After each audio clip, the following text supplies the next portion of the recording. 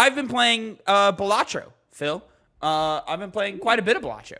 Balatro is a card game roguelike that is based off of the rules of poker. So there are 8 antes, or 8 rounds as they call them, and within each ante you have 3 matches.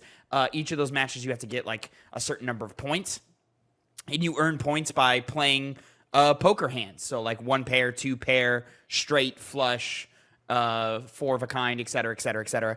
And the way like it kind of works in the roguelike sense is that like you grab Joker cards through your adventure, and each Joker card has like heavy modifiers on it. And you know, you just kind of, you play your hand, you get your points, there's multipliers and all that. And yeah, it's a really, really fun game. It's really basic, really simple, pretty easy to pick up, really hard to master. And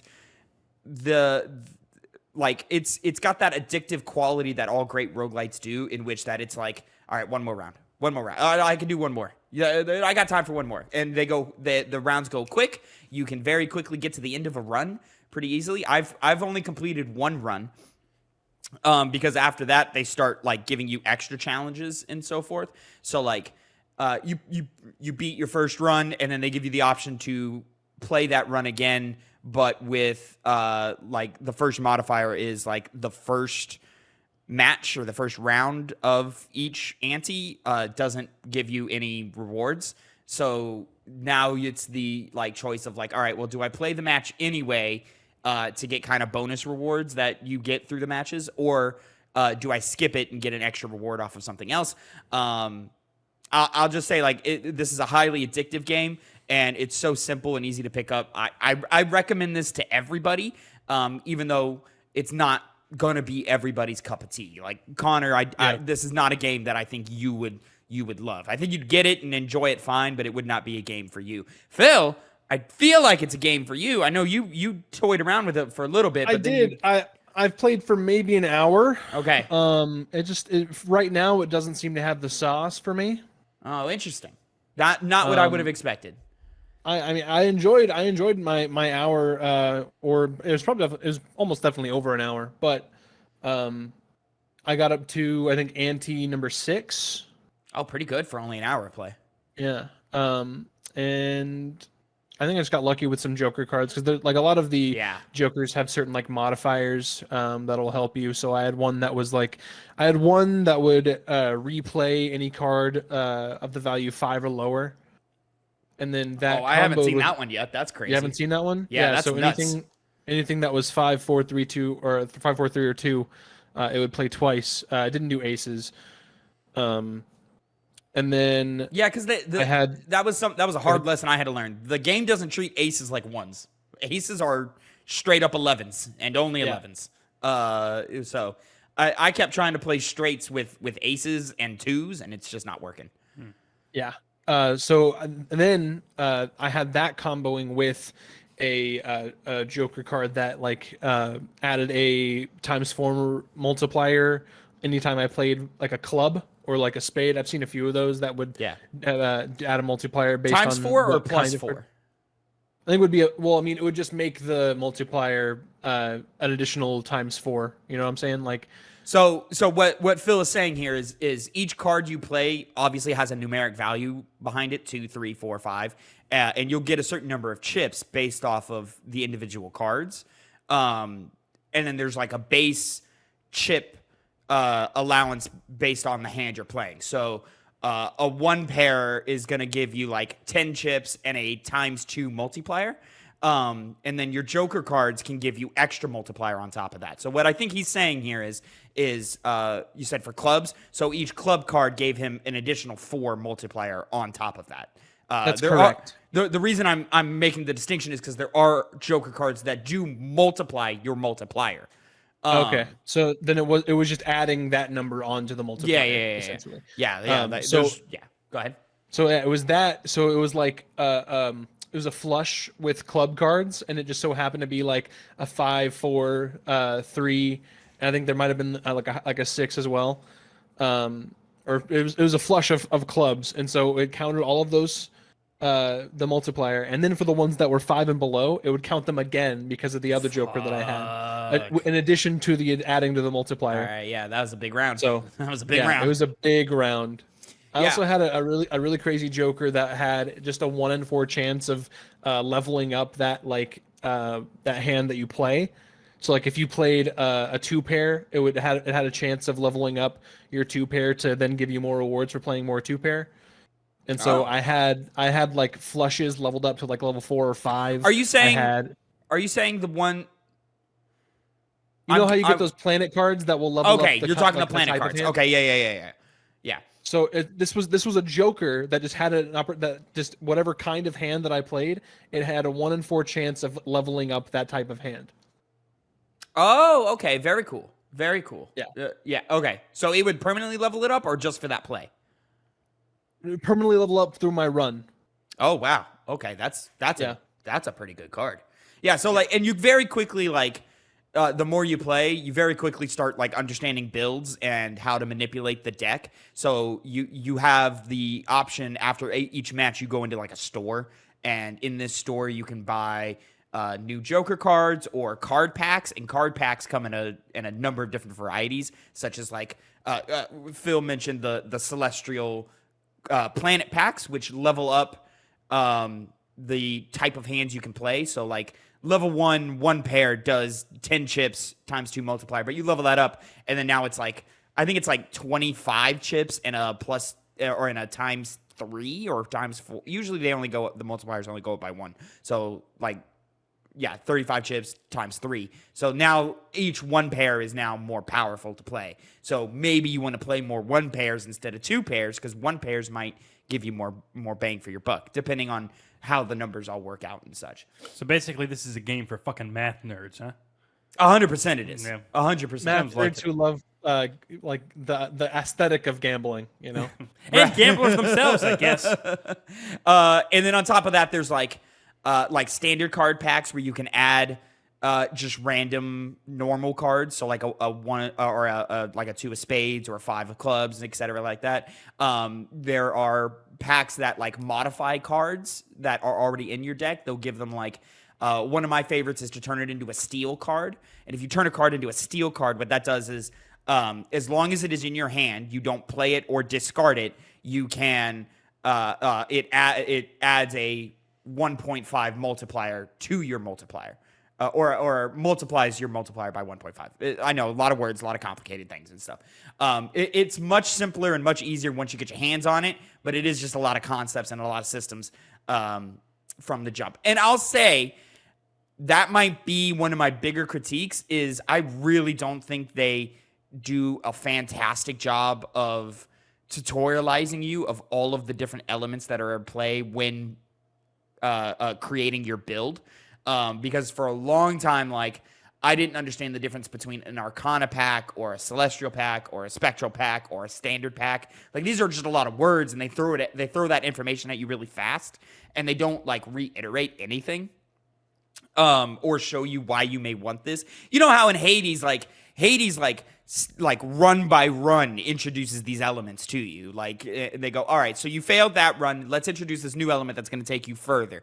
And now you've done that one, so let's introduce another element that take you further. I kind of wish this game did that. Instead, it throws you into the deep end, and you just kind of have to experiment and figure it all out, which I do like that. The game does reward experimentation heavily.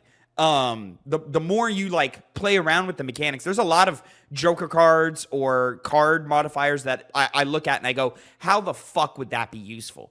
And then on a random run, I'll give it a try, and it sends my run way further than it was looking to go anyways, which is all great. And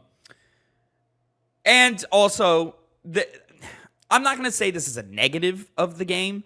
I think it's just kind of what the game is sometimes it doesn't matter how good of a player you are. Sometimes it doesn't matter what your build looks like. Sometimes the cards just are not in your favor, and you'll lose a run that you should win. And, you know, it's just because you just weren't drawing the cards you needed in the moment. Yeah.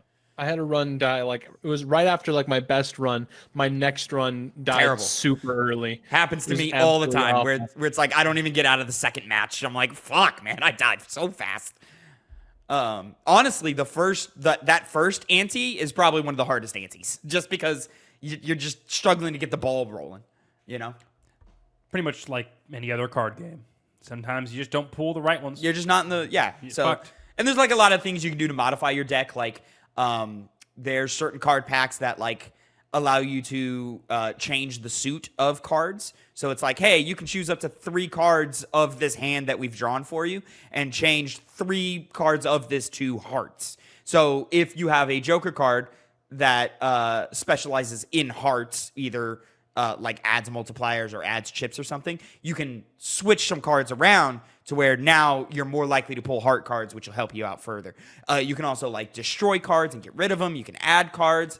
So like, Connor, you walked into the room last night and I was like, look, I've got 5 king cards where I should only have 4, but I've got an extra heart king or whatever, et cetera, et cetera. And it moves along like that.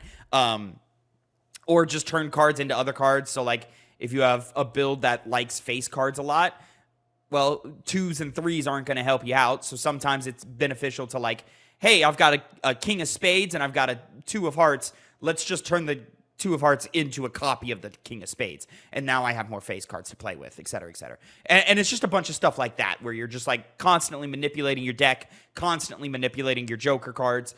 I have found the more you evolve your build as you progress, the more success you will have. But there does come a point where it's like, okay, I'm locked in. These are the cards, and I just need to continue building on them. Because there's also like Joker cards that upgrade themselves. So like, there was a Joker card I had that gained +2 modifier each time I did a 2-pair. So it started off with like a +2, and then every time I play a 2-pair, it goes up by 2. So at the end of every hand played, it gives me 4, 6, 8, 10. And then there was another Joker card that did the same thing for 4 cards. Well, 4 cards can be a 2-pair. So those 2 combined with each other creates like fucking the most ultimate deck of all time. Yeah. And so you're just constantly getting more powerful just by playing 2-pair after 2-pair after 2-pair after 2-pair. In combination with another Joker that the game keeps track during your run of the number of times you play a certain hand.